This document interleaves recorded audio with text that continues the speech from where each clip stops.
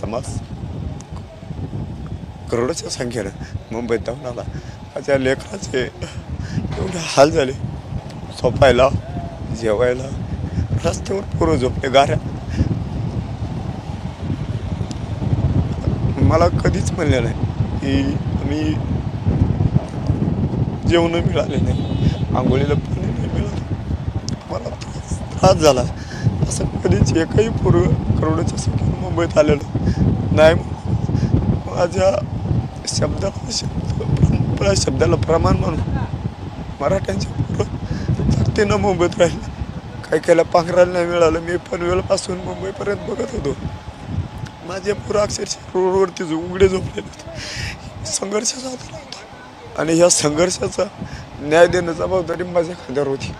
म्हणून मी जीवाची पर्वा न करता ताकदीनं लढत होतो.